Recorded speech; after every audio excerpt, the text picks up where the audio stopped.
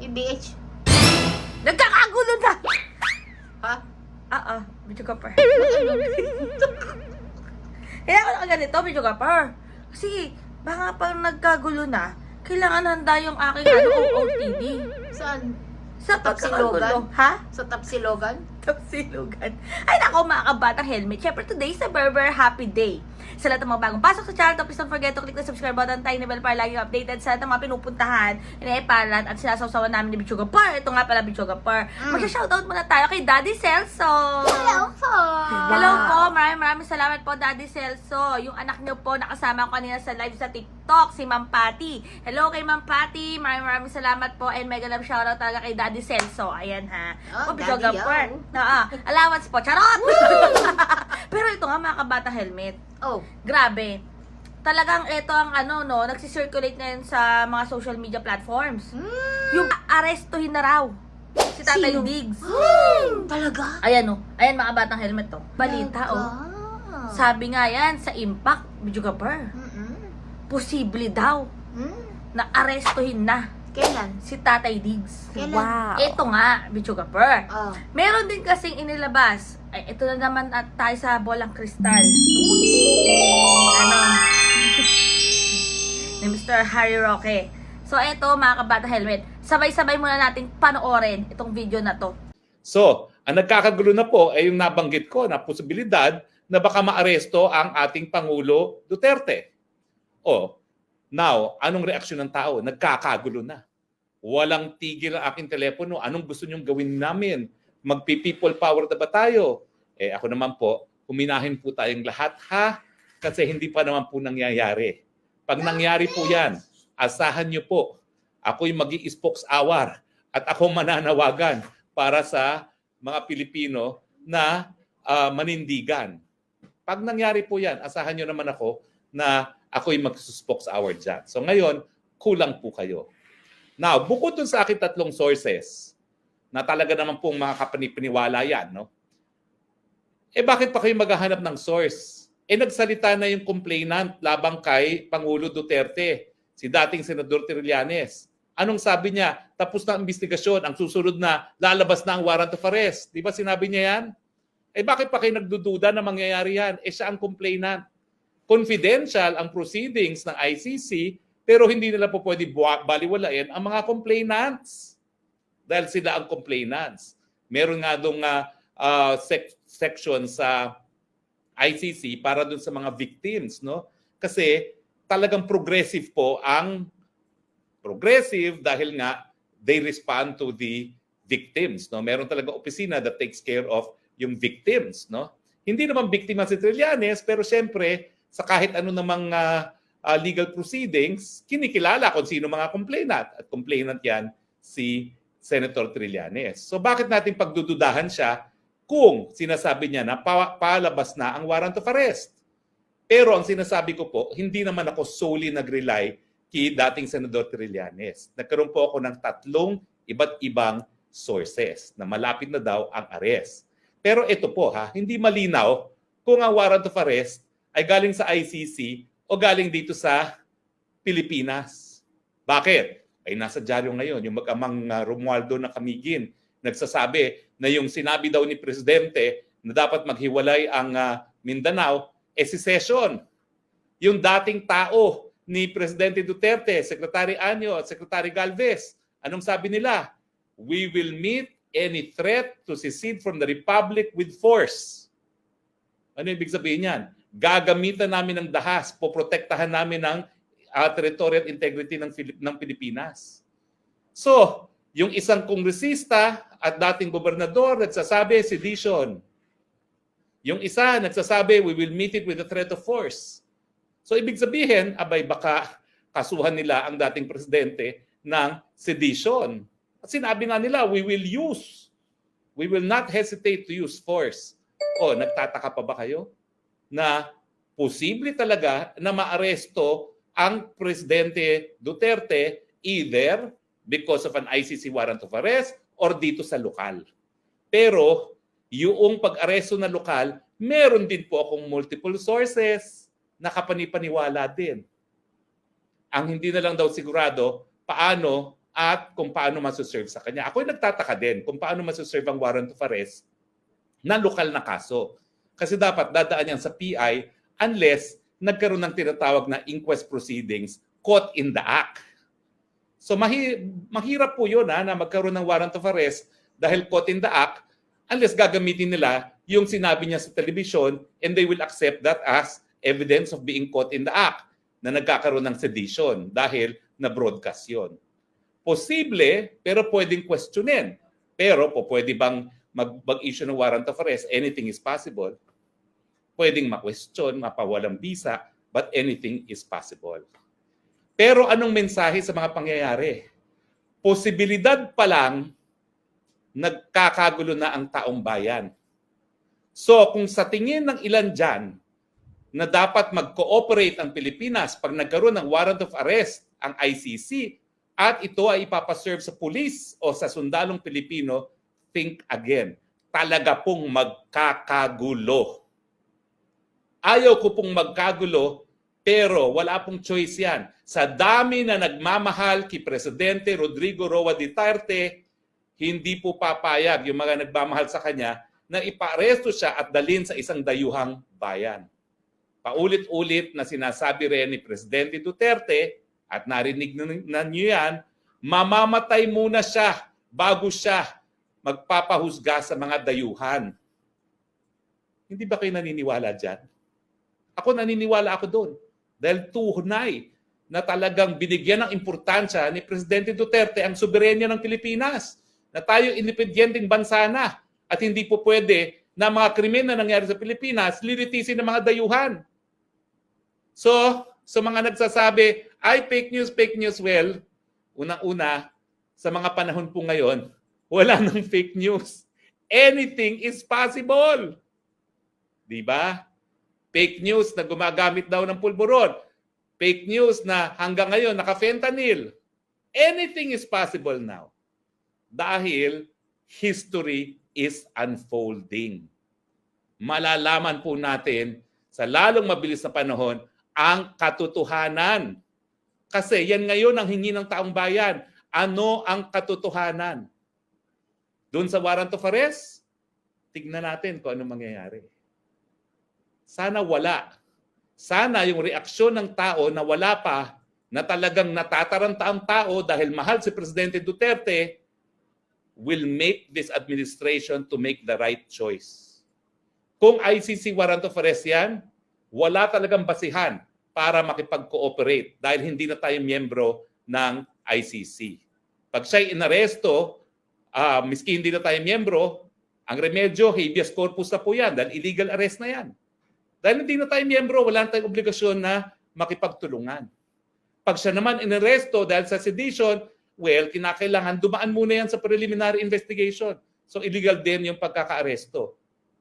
Ang mensahe ng taong bayan na ngayon pa lang, balita pa lang na may posibilidad na nagkakagulo na, natataranta na, huwag niyong gawin. Sasabog po yan, parang social volcano. So imbis na kayo ay mag-deny na mag-deny, tignan nyo anong reaction ng taong bayan. Galit po sila sa mere possibility na maaresto ang dating Presidente Rodrigo Roa Duterte. Whether be it dahil sa ICC o whether be it sa kanyang mga sinasabi. Tama ba ako o mali? Di ba ako nagsasabi lang kung anong damdamin ng taong bayan? Huwag niyo pong gawin yan. Puputok tayo na parang pinatubo. That will trigger chaos pag inaresto nyo ang dating Presidente Rodrigo Roa Duterte. Paano huhupa ang tension ngayon sa posible na pagkakaalis o pagpapaaresto kay Presidente Duterte para mawala ang alinlangan na aarestuhin siya dahil sa ICC? Yun po, gumawa po si Presidente BBM ng Memorandum Circular addressed to all executive agencies including DOJ, NBI, PNP, and AFP. Walang makikipagtulungan sa ICC. Nakasulat yan na order. E di huhupa yung possibility na maaresto dahil sa warrant of arrest. Di ba po? Pero habang kasing salita lang at nakokontra ng ibang tao, gaya ng kalihim ng Department of Justice, wala pong maniniwala sa salita. Kasi pinatigil ang pirma, tuloy. Di ba ho? Hindi daw kailangan ng amendments ng economic provisions, tuloy pa rin. Ano nangyari? Akala nila may kasunduan na sila. Ayun, gera na naman ang Senado at ang Kamara de Representante. Parang wala pong ibig sabihin ng salita sa bayang ito. Dapat isulat dahil pati ang husgado will be guided kung anong nakasulat. Yan po ang dahilan. Kaya kapag ikaw nag-file ng certiorari, kinakailangan may certified true copy. Bakit ayaw isulat? Di ba po? Ay, nako. So, ang tutukan po natin, paano ang reaksyon ng bayan na hindi pa nangyayari. Dahil pag yan po ay nangyari, masigurado talaga, magkakagulo. Yan po ang katotohanan.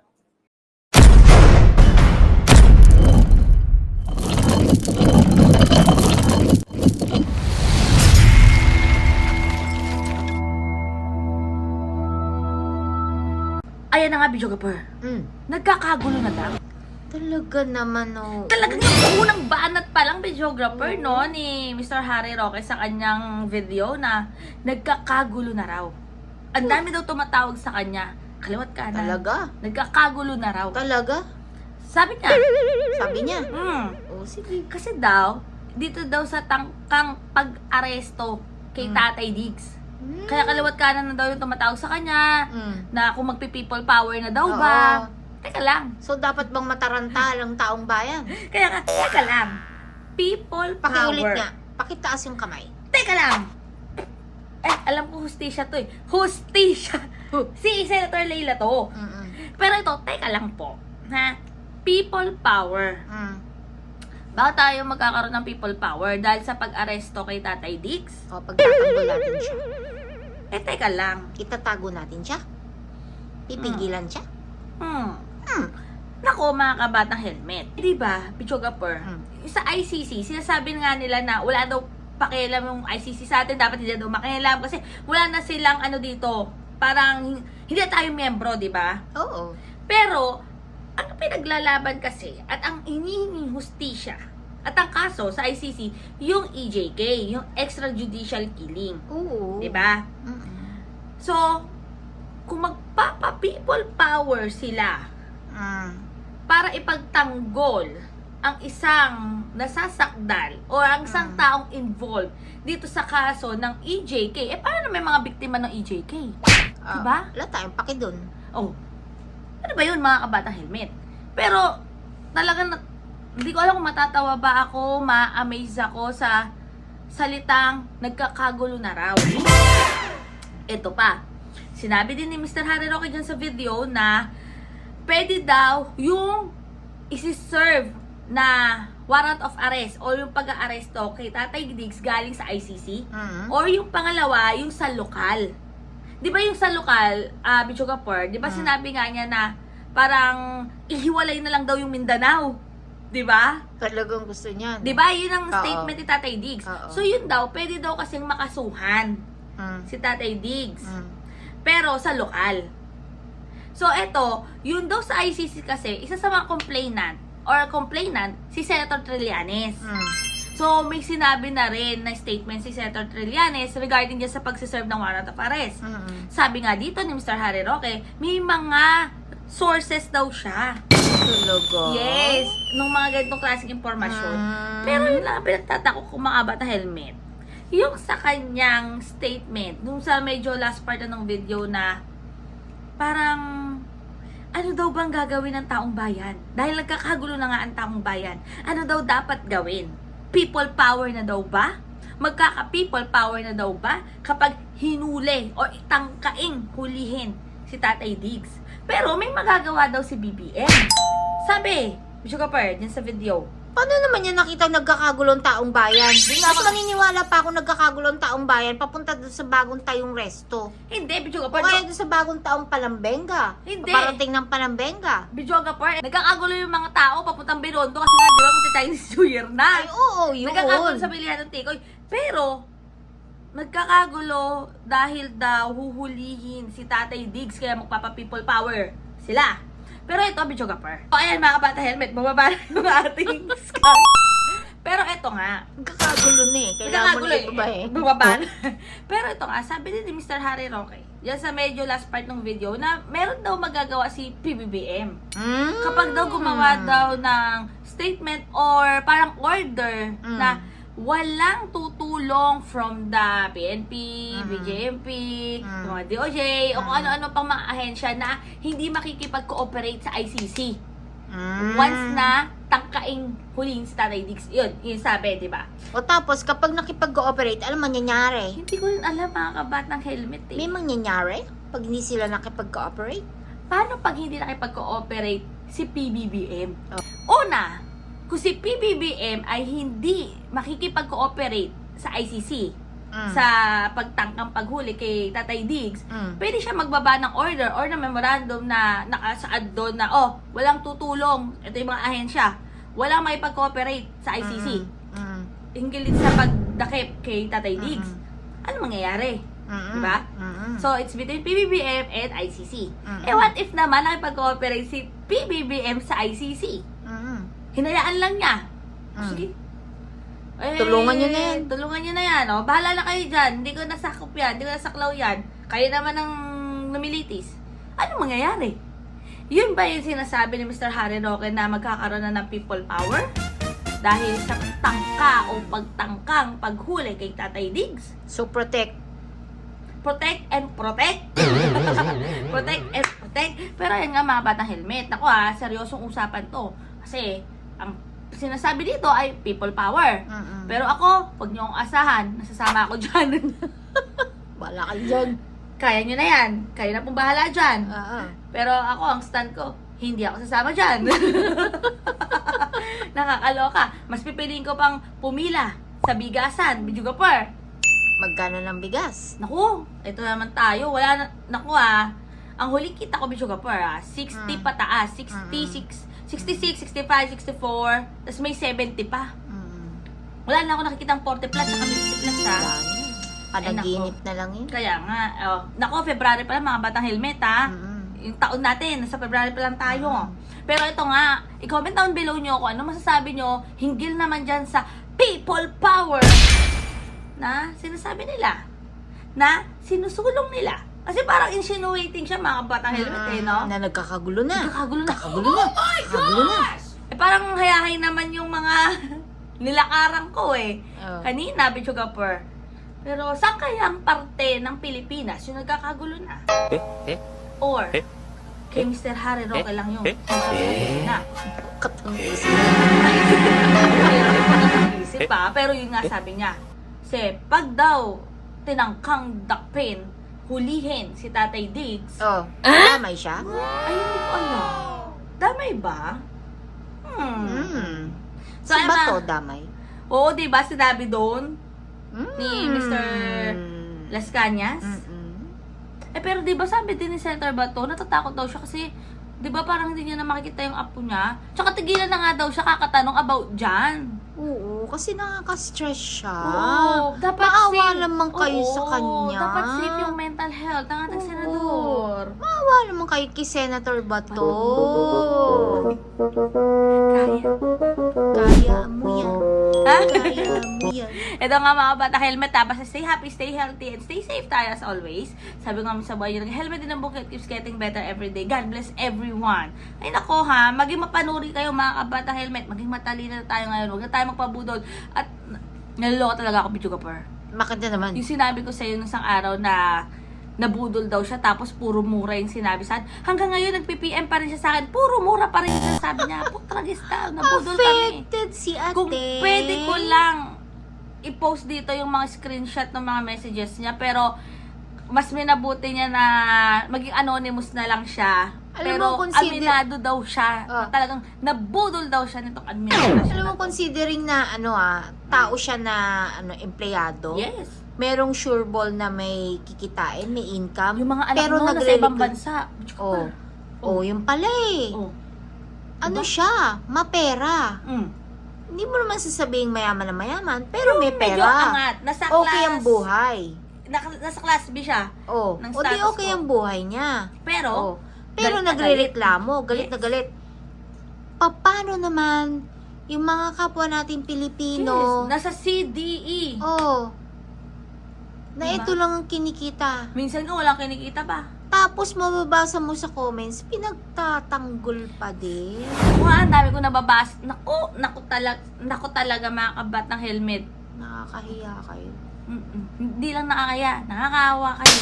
Nakakaawa yung mentalidad Nakakaawa. niya. Nakakaawa yung kinabukasan ng pamilya nyo. Ay! Asa ba yung magkakagulo? Wala.